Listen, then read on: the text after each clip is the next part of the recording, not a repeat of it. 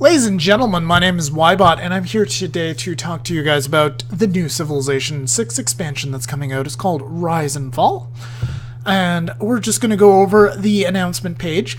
I am a little late to the party, I will admit, on this one. There's already been some very good videos and articles on this. However, because I'm late to the party, I've got a bit more information for you guys, including the number of civilizations and the number of new districts we're getting, the number of new units they've confirmed and what they actually are. A lot of the stuff you can actually just confirm on the Steam storefront page, but there are some articles where the the reporters, were actually able to weasel out a few little details out of the Firaxis developers. So I've taken a look at those articles. I'll share that information with you in a little bit. So first, though, we're going to go through the description in the press release. Civilizations are not set in stone. You can't just do the hard work in the beginning and expect your culture to stand the test of time unchallenged. It's not like that in the real world. Or in Civilization games. Well... Civilization games are kind of like a giant snowball. If you get a really, really good snowball early on, then you have to do a lot less work later on. But anyway,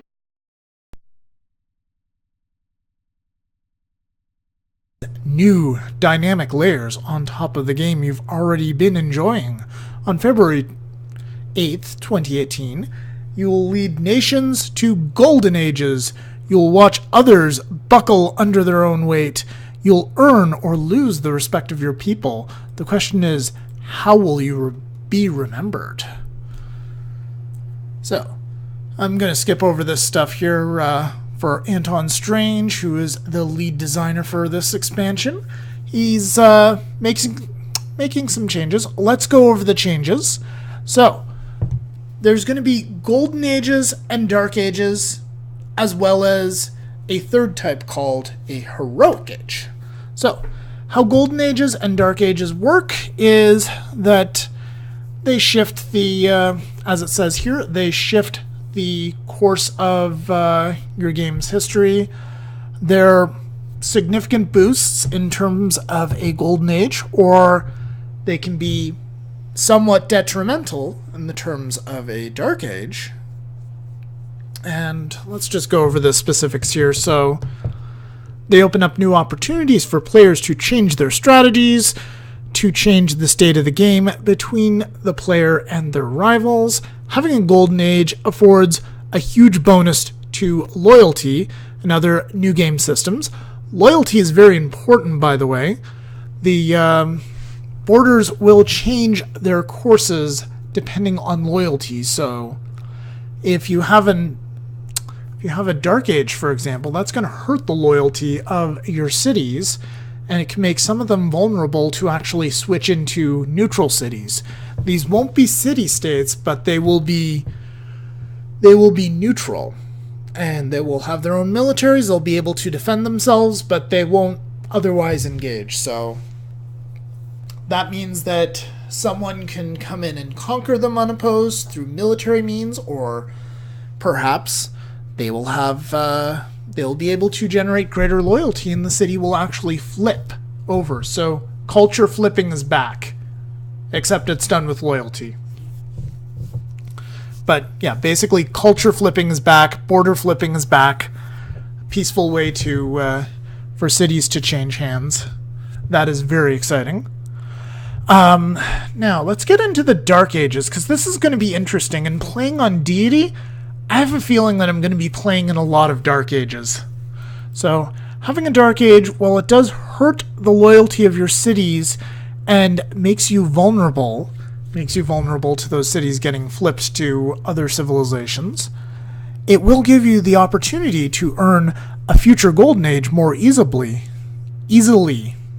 Furthermore, you can also get use of special Dark Age policies, and it opens the door for an even more powerful Heroic Age. And the way they describe it is, while in a Golden Age you get one dedication bonus, which is a powerful Golden Age effect. But if you're in a Heroic Age, it is 3 times more powerful, and you get 3 dedication bonuses. Now, these ages will last for an entire era, is what I understand. So, basically, let's use the Medieval Age as an example. That's a good era where a lot of people were in the Dark Ages, at least in Europe. So, once you emerge from the medieval era, if you fulfilled the objectives in the game, then all of a sudden the Renaissance doesn't just become a golden age, but it has the possibility to become a heroic age. So that is very interesting.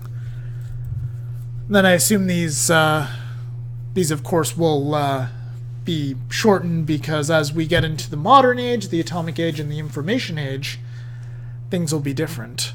I'm very curious to see actually whether it would be a good idea to maybe try to make sure that your atomic age in Civ 6 is as much of a dark age as possible, but then you can leapfrog from that and make the information age a heroic age. I wonder if that's going to have a big impact. Like, if maybe you could get a huge production boost and build your spaceship much faster if you have a heroic age. It'll be interesting to play with. I can't wait to get my hands on this and see what's going on. So, anyway, they describe this here. So, while your neighbor might have a golden age last era, they might be in a dark age this era, and that opens up the opportunity for you to change your strategy. The key effects of golden and dark ages is they change the loyalty of a player's cities as an age changes, and as ages change, weak spots can be exposed, cities may declare independence, or even change hands. Now, here's another thing that I believe I heard from a PC Gamer article, is that there's actually going to be neutral cities on the map from the beginning, like city-states, except you can't interact with them, and they exist kind of solely to be conquered or absorbed because you generate loyalty. So that could be very interesting, and we'll see. We'll see if these free cities actually show up from the very beginning. So, yeah, this is continuing discussing the loyalty system. You need to make sure that you manage your loyalty. Now there is actually a risk of your city rebelling and becoming neutral, not part of your empire anymore. I wonder if low amenities is actually going to be a cause for, is going to tie into low loyalty. That would be very interesting.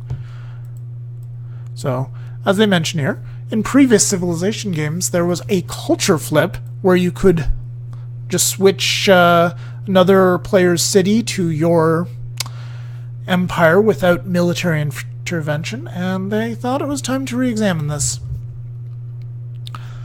Let's move on to the next new feature here, governors. So these are going to be very different compared to the governors in a lot of games. These, for those of you who have touched Endless Space 2 is the most recent example I can think of.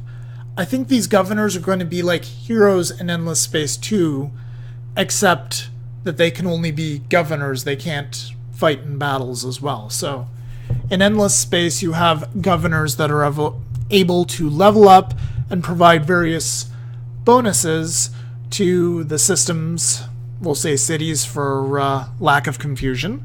They provide bonuses to their cities based on whatever you choose in the skill tree. So you earn, for their system, it sounds kind of similar. You earn points for governor titles throughout the game, and then you need to choose whether you're going to spend those points on appointing a new governor or promoting an existing one, so making them more powerful. How you choose to manage your governors will impact your overall strategy. Go wide by covering more cities, or go tall by promoting a few powerful governors. As for the governors themselves, they have unique personalities. I believe there's 7 of them. We'll get into that later, though. Even before you start choosing which ones to upgrade, some Some thrive in taking an already established city to the next level, some thrive in building wonders and powering up trade routes, and others are more suited to new cities and helping them construct their first districts and claiming the first bits of land. So these guys can be moved around, so that could be very powerful. I can see that being a very good strategy. These are, by the way, they say it up here. I didn't think it was necessary to repeat it, but I probably should. These guys do not mean that the AI is managing your city. These are actually heroes or hero-like units that you need to manage, so it requires even more management, actually. It's quite the opposite of the standard AI governor. So, anyway. They go on to say that some governors can help you out during a siege and can make or break a city's defense against a powerful attacking army. Normally, governors can only work in your own cities. However, there is one governor that can be assigned to city-states and affect your envoys. That is very interesting. So, that being said, none of the governors are easily distilled into a single function. I'm very curious to see more of those. We also have a new unit right here. I believe that's the supply convoy, which is the upgrade to the medic. So that's one of the 4 global unique unit, or not unique units. It's just a unit. So that is apparently a new unit for you guys right there. Alliances, enhancing your alliances. This one I'm very intrigued about. However, I'm also concerned. Alliances within Civilization 6 offer a lot, but this expansion adds nuance. Alliances in the base game can be boiled down to a sort of guarantee that the other player will not interfere with your strategy by attacking you, so it's kind of just a stronger version of friendship. But only rarely did it offer tangible benefits. So for Civilization 6 Rise and Fall, we added more tangible incentives to alliances. This is going to be interesting. I'm hoping the AI will be more interested in forming alliances. I'm also hoping that they will tweak the AI's behavior when it comes to warmongering so that things will be a bit more manageable, because getting alliances while playing the most optimal way on deity is an exercise in frustration and futility, so we'll see. So alliances can now have a type, either a research alliance, a military alliance, economic, cultural, or religious. That determines their benefits. Moreover, as the alliance continues, the alliance itself levels up and unlocks more powerful bonuses. This encourages players to think long-term and invest in diplomacy. And this one, and another thing to add about this one, it's possible that they may actually have finally caved and given me a Canadian civilization, because this would fit into, well, not only for Canada, but for other civilizations as well. This would fit into just kind of Canada's emphasis on diplomacy, or at least the way we like to think that we focus on forming strong bonds with other people. We may not be the biggest kid on the block, but we've got some pretty big friends who will back us up if we need them. So that giving bonuses to alliances could be a unique ability for a Canadian civilization if they put it in, which in that case would be pretty awesome. So, an example of how alliances can work over time. For the Research Alliance, they have various levels. So at level 1, both receive a science bonus to their trade routes, but as the alliance develops and more powerful unique effects come into play, at level 2, the allies start receiving science bonuses, and they also receive 1 tech boost at regular intervals. So I assume a cultural alliance would give them 1 inspiration boost. And at level 3, all the above, plus bonus science when researching the same technology, or a tech that is already been researched by your ally. This would be interesting. It'd be very interesting to buddy up with Gilgamesh early on in a game and grab an alliance. I kind of hope that they change things so that alliances are available before the Renaissance, because keep in mind, this is, at the moment, well, to be honest, I guess it's only 25% of the way into the game, 1/4 of the way into the game. It feels like it should be halfway in, but honestly, you zip through the early eras, and once you get to the Renaissance, things slow down a little bit. So this will be very interesting. Also, we have emergency situations. Emergencies are new with Civilization 6 Rise and Fall. Most emergencies get triggered when one player gets a significant lead or advantage in an area, converting a holy city to a different religion, using a nuclear weapon. Those are a couple examples. I'm excited for this. So this gives a bit of RP to the Civilization 5 dogpile that we used to see all the time when somebody got too far ahead or somebody got too weak. Like, for example, we might be able to see something like World War I or II get put into this emergencies system. That could be pretty cool. Or the Crusades, or I'm not sure how we could do it with nuclear weapons, possibly World War III sort of scenario where everybody dogpiles on the player who used the nukes unless they're allied. And of course Gandhi automatically sides with the player who used the nuclear weapon because Gandhi. Yeah, this could be very interesting. They also sort of act as a check and balance, so if you're getting too far ahead, basically, like I said, there'll be a in-game RP story-driven reason for why the AI is deciding to dogpile on you.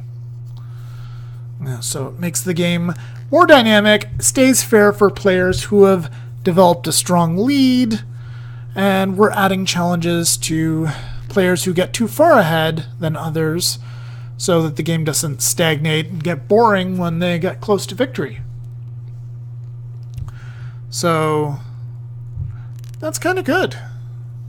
They also didn't want to artificially rubber band people down, so yeah, if you complete the emergency, if you complete the specific objectives in the target time, then you get the benefit. Otherwise, if you fail, the target gets the benefit. So this is also good for runaway civilizations too. It'll encourage the AIs and you to gang up on, say, Monty, who's going to finish his spaceship if you don't burn down his spaceport, for example. So that's going to be very interesting. Next we have Retelling Your History. Fans of Civilization know that each game plays out in its own way with its own unique story. With Civilization 6 Rise and Fall, we are bringing that story into the spotlight, and they're doing this by adding more ways to track a civilization's progress than ever before.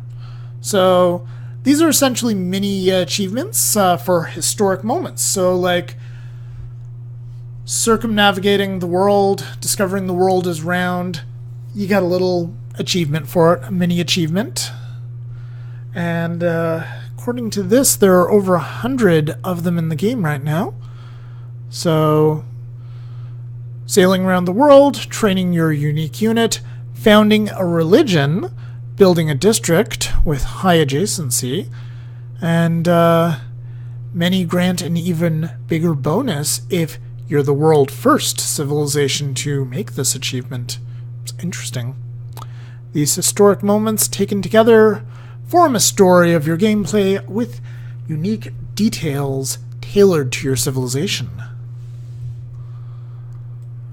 Oh, and these also play into your era score, which is important to determine whether or not you're going to go into a golden age, a normal age, or a dark age. or possibly a heroic age if you're already in a dark age. So they're represented in two ways. First, they increase your era score, helping you achieve a golden age. Second, they are added to your timeline, which is a place in the UI that displays all of your accomplishments in the game. That's kind of cool. The timeline has a ton of custom illustrations for each different moment, and is a very cool way to represent the history of your empire during your unique game. That's kind of cool. It's kind of tailoring it a bit more to make every game just a little bit more unique. On a practical note, it is also a useful way to remind yourself of what you've been up to, and if you return to a saved game a few days after being away. That'll be useful, actually, for me. If you guys ever hear me at the beginning of a Let's Play where I haven't touched the game for like 3 days, I'm like, what have I been doing? So yeah, that would be really good. Ultimately, the timeline is a way to illustrate your story, so just kind of making a story for yourself even more so than normal. New civilizations and new leaders are coming. I will tell you guys just how many there are in a sec. People ask them how they choose new leaders. Oh, here we go. Never mind, they have that information here for us. They're going to have 9 new leaders and 8 new civilizations. So we're actually going to be doubling up on a civilization. So we might have an equivalent to Greece again, where we have 2 new leaders for a new civilization. Or perhaps we're going to get a new leader for an existing civilization, like possibly the United States is going to get Abraham Lincoln or George Washington or FDR. Wouldn't that be confusing, actually? If we got Franklin Roosevelt and we already have Teddy Roosevelt. That would be kind of interesting. Okay. So their process is this region of the world represented? Is the time in history represented? Is this represented in previous civilization games? Or is it totally new? So, because the North American area of the world is highly represented because the United States is in it, that's kind of kept Canada out for a while. I don't know. They have never put Canada into the game except as a city-state, so I'm kind of hoping that they finally cave. But anyway, guys, I'm going to just take a quick look into the PC Gamer article that I have open here, and I'm just gonna look at it on my phone. And the team at Firaxis, according to them, is keeping the new civilizations and leaders close to their chest at the moment. They'll probably drip feed them out to us a little later, but they were willing to talk about 4 non-unique units coming to the tech tree that anybody can unlock. So the first one is the Pike and Shot, which is a new anti-cavalry unit to fill the rather large gap between the pikeman unit and the anti-tank unit, which pretty much goes from the medieval age all the way up to the modern age. So that's going to be useful.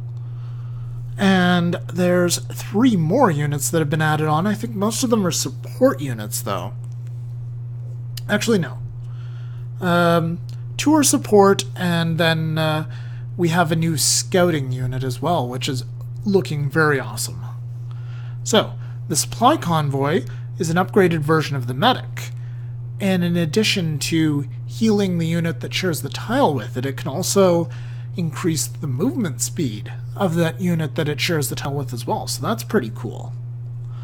We have the Spec Ops unit, which is an upgraded version of the Scout than the Ranger, so it's basically like a Navy SEAL unit. And it, however, is able to paradrop, so it's going to be a paratrooper type unit. And it can do this without the use of aircraft, which is going to be pretty damn cool. And we also have the drone, which is going to be an upgraded version of the observation balloon. So Is that all of them? Got the pike and shot, the supply convoy, the spec ops unit, and the drone. Yes, indeed, that is the 4 units that they've discussed that far. I'm kind of hoping there's a bit more, because there's some pretty wide gaps in that in Civilization 6 right now. Okay. And also, we've got 2 new districts coming for everybody. One of them is going to be the government district. And you can only build this once, so presumably you build it in your capital, and it interacts directly with the updated government system, which they have not mentioned in here. That's going to be very interesting. Based on your current government type, you will be able to build a number of new buildings in each of your government districts, while each of which unlocks policy cards. So if you build buildings in your government district, you can get new policy cards. That is interesting. Alright, so I'm going to go ahead here and I'm going to switch on over to the Steam storefront page for this game and just make sure that we haven't skipped anything. So, let's just go through here. This is the Cole's Notes version of this. You can just take a look at it on the Civilization 6 store page and click on the expansion Civilization 6 Rise and Fall to take a look at this for yourself. So, Great Ages, as your civilization ebbs and flows, you reach milestone historic moments. You'll be able to move towards Dark Ages or Golden Ages. Each provides specific challenges or bonuses based on your actions in game. Rise triumphant from a Dark Age, and your next Golden Age will become even stronger, a Heroic Age. Loyalty. We've been over this. The loyalty of your cities gets too low, then it could revolt and switch into a neutral city or flip over to another civilization. Governors, and I believe there are 7 of these. Recruit, appoint, and upgrade powerful characters with unique specialization bonuses and promotion trees to customize your cities and reinforce loyalty. So these are going to be crucial to helping out with that loyalty in the Dark Ages. If you have a Dark Age, you're going to want to have these guys on your borders to keep the loyalty of your peasants on the frontier, is what it sounds like. Enhanced alliances allows players to form different types of alliances and build bonuses over time. I believe you can only do this with 1 player. I think I saw that somewhere because they're going to be quite powerful.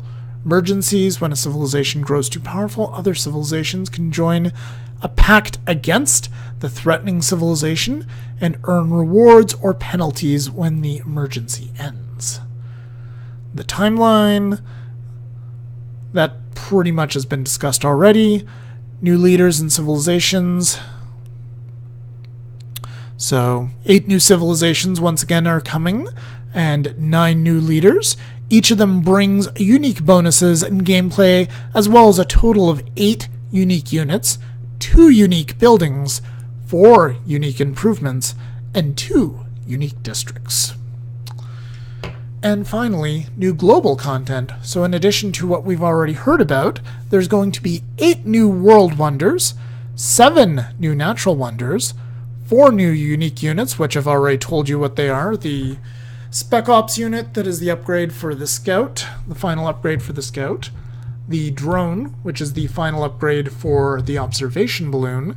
And the Supply Convoy, which is the final upgrade for the Medic. I think I covered all of those. 2 new... words are hard.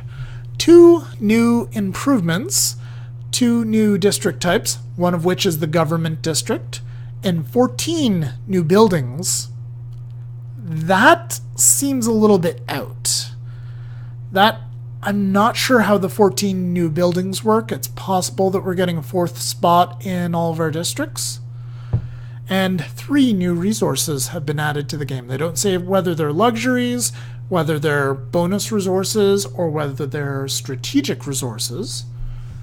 Honestly, I think we might get one of each. and improved gameplay systems. The government system has been enhanced with new policies, including Dark Age policies, new hidden leader agendas, new casus belli, and additional improvements to existing systems. So there we have it, folks. Civilization 6 Rise and Fall. It will be released on February the 18th. It is available for $32.99 Canadian or your regional equivalent, so a fairly reasonable price. I'm looking forward to it quite a bit. Thank you very much for watching this video. I hope you found it to be interesting, entertaining, and informative. Thanks for sticking it out with me. I know that this has been a fairly long video for just going over everything that's been released about it. And thank you very much for watching. Please subscribe to my channel if you do want to see more Civilization 6 content. I do quite a few Let's Plays on Deity difficulty, usually on the standard pace, although sometimes I do epic. And yeah, thank you for watching. My name's been Ybot. I'll see you guys next time.